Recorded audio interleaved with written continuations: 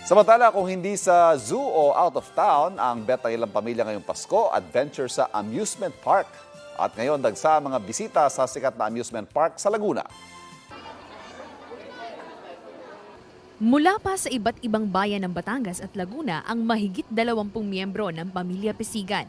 Pero lahat, dito sa Enchanted Kingdom, piniling mag-reunion at magpasko.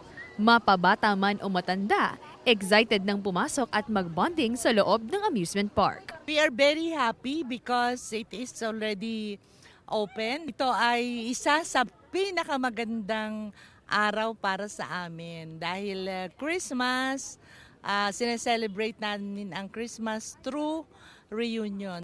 Pinaghandaan daw talaga ng pamilya ang araw na ito para sila ay magkasama-sama lalo pat niluwagan na ang COVID restrictions. We look forward to joy, happiness, and peace for all of us. And then the relationship and bonding for the Christmas and for Jesus Christ.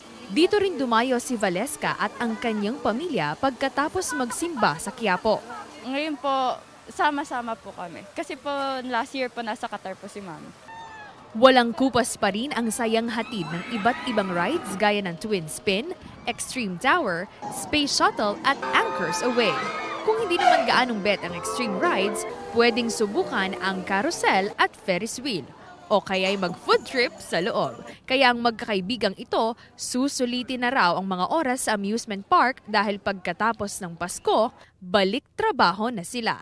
Masakyan namin lahat. Every December kasi pumupunta kami dito. Last year hindi namin nagawa, so ginawa namin ngayon. Sa taya ng pamunuan ng amusement park, mahigit 8,000 hanggang 10,000 guests ang inaasahan nila ngayong holiday season. Everybody is really eager to come out, no, and enjoy. And besides, we are an outdoor attraction. So, kumbaga, one way or another, no, they can still enjoy the view of the park. They can still bond with their families and friends here with, assurance of they are safe. Hinihikayat pa rin ng pamunuan ng amusement park na mag-face mask at mag-physical distancing ang mga namamasyal.